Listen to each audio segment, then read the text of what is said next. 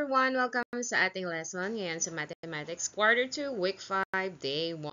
Ang ating objective at the end of the lesson, the learner should be able to represent a two-digit number as a sum of tens and ones. So ngayon, kung may show me board kayo sa inyong bahay, maaari nyong isulat ang inyong kasagutan sa mga sumusunod. Pause the video kung kukunin niyo yung inyong whiteboard. And then, play it para makasagot kayo. Ready? 4 plus 6. Answer? 10. 5 plus 8.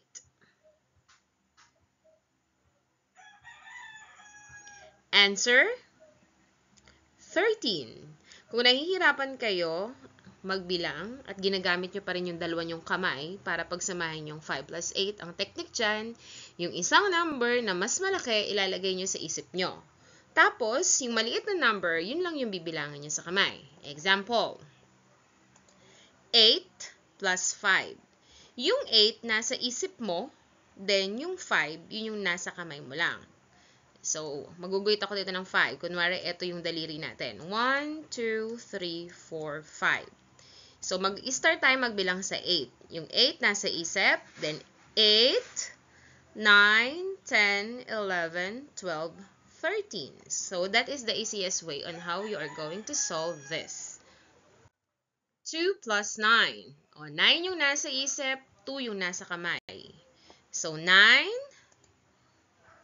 10, 11. So, the answer is 11.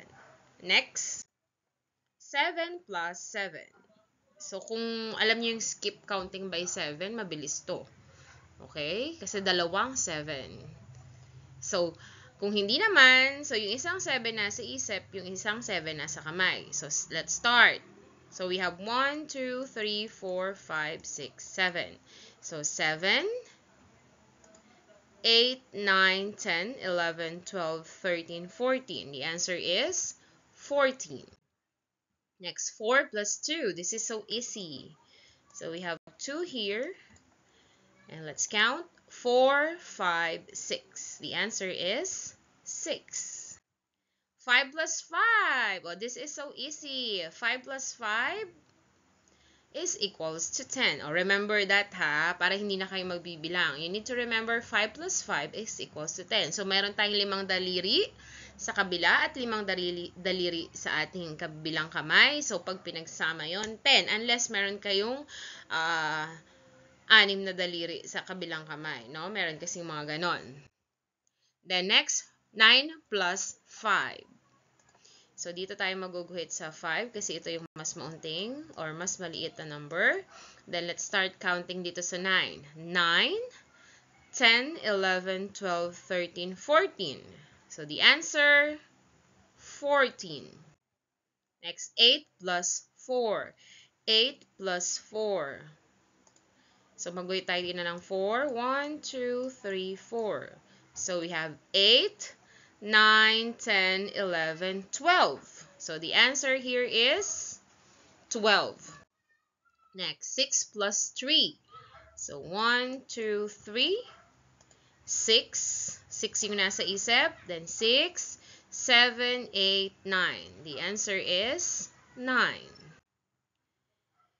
So, kung may mga counters kayo sa bahay, dyan, kagaya ng popsicle sticks or anything, may tansan kayo, may jolin kayo, or whatsoever, pwede nyong ilabas. So, maglabas kayo ng 30 na counters at hatiin nyo ang 30 na counters sa dalawang grupo kahit ilang sa dalawang grupo. Tapos, i-note nyo kung ano-ano yung mga bilang na nagawa nyo nung pinaghiwalay nyo yung 13 counters. Okay? O, halimbawa, yung 10, ilalagay ko sa kabila. Yung 3, ilalagay ko sa kabila. So, pag pinagsama yung 10 at 3, 13 siya. Or kaya naman, yung 9 sa kabila, yung 4 sa kabila. Pag pinagsama yon 13 pa rin. So, ngayon, isip pa kayo ng ibang bilang kapag pinaghiwalay natin, na pag pinaghiwalay natin yung 13. Ano kaya yung mga number na yon pag pinaghiwalay natin sa dalawang grupo, yung 13?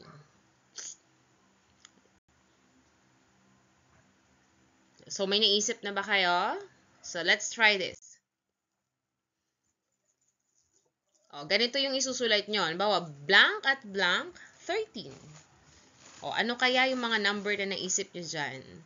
So, tingnan natin kung nandito ba yon. So, ito yung mga bilang na maaaring pagsamahin para makabuo tayo ng 13. Oh, let's start with this one. 1 and 12, 13. 2 and 11, 13. 3 and 10, 13. 4 and 9, 13.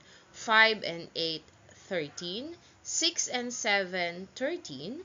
7 and 6, 13. 8 and 5, 13. 9 and 4, 13. 10 and 3, 13, 11 and 2, 13, and 12 and 1, 13. So, ito yung mga number na pag pinagsama natin, 13. At pag dinecompose natin yung 13 o pinaghiwalay natin, ito yung mga posibleng number na makuha natin. So, kung nahihirapan kayo mag-isip, you can start sa 1. Kagaya nito, 1 and 12. O, diba?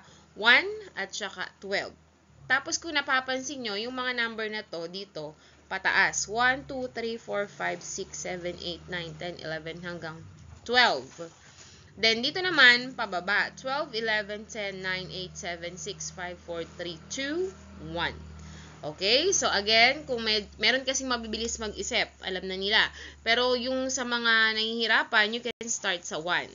O 1 and 12. Example, anong number ang pag pinaghiwalay natin yung 10, anong mga number ang pwede nating makuha? So, start tayo sa 1. So, 1 and 9. O, yan. Pwede yung ganon. Okay? So, our objective for today is to represent two-digit number as a sum of tens and ones. Ngayon, nais kong isulat nyo ang number sentence sa mga sumusunod na bilang. Example, 1 and 12. 1 plus 12 equals 13. If you still remember the number sentence, meron tayong addends at meron tayong sum sa addition. That is the number sentence in addition. Addends and sum. O, ito naman, 2 and 11. So, ang number sentence nito is 2 plus 11 equals 13. This one, I want you to write the number sentence for 3 and 10. Paano nyo isusulat ito? You can use your whiteboard or your paper para isusulat ang sagot nyo. O kung kaya nyo namang sabihin orally, pwede nyo sabihin ano yung number sentence ng 3 and 10.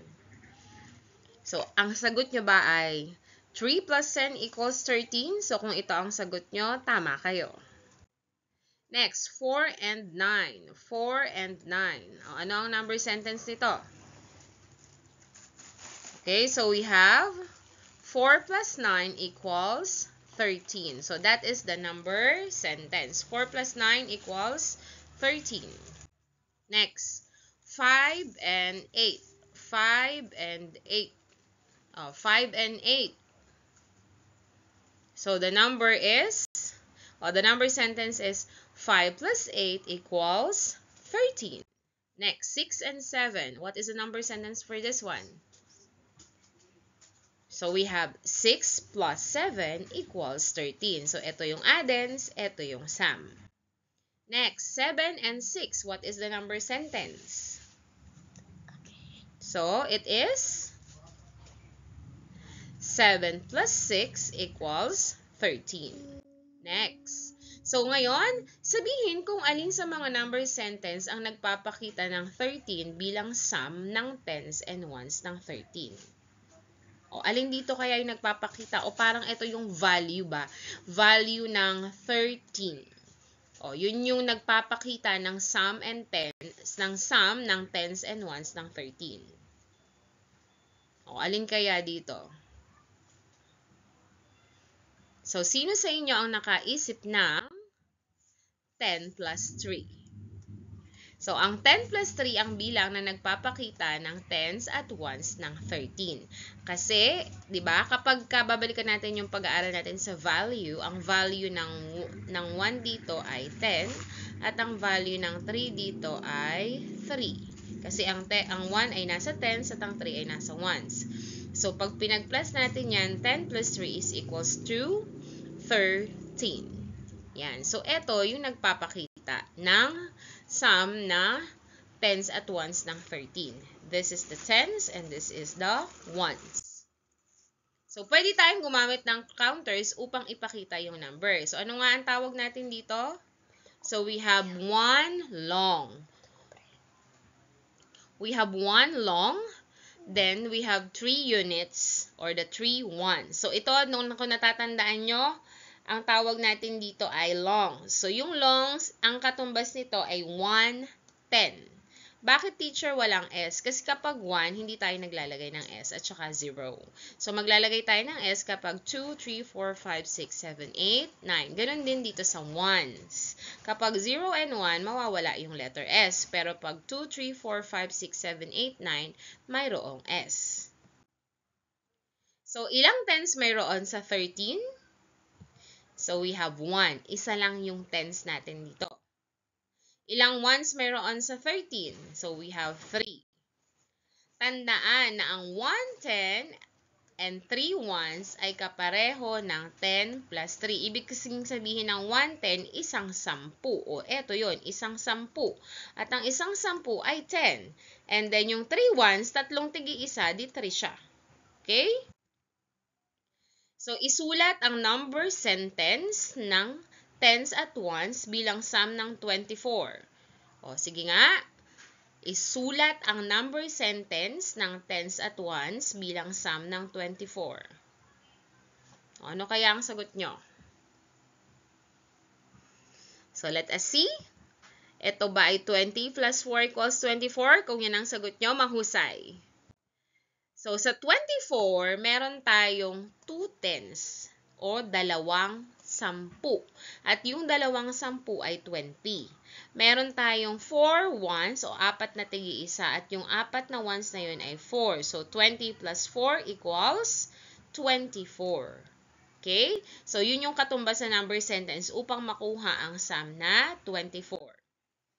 So, isulat ang number sentence ng tens at ones ng bilang sum ng 33. Isulat ang number sentence ng tens and ones bilang sum ng 33. Paano nyo to isusulat? So, it is, ganito ba ang sagot nyo? 30 plus 3 equals 33. Yan. Kung ito, mahusay kayo. Next, isulat ang number sentence ng tens and ones bilang sum ng 75. O, ang sagot nyo ba ay 70 plus 5 equals 75? Mahusay kayo. Next, isulat ang number sentence ng tens and ones bilang sum ng 86. Ano ang sagot nyo? Ang sagot nyo ba ay 80 plus 6 equals 86? Tama kayo. So, eto yung 8. Ilalagay lang natin yung parang value niya, no? Kasi ang 8 tens ay 80. Meron tayong 8 10. So, dalagyan nyo lang ng 0. Then, ang 6, tigi-isa yan, 6 pa rin yan. So, 80 plus 6 is 86. Next, 17. Isulat ang number sentence ng tens and ones bilang sum ng 17.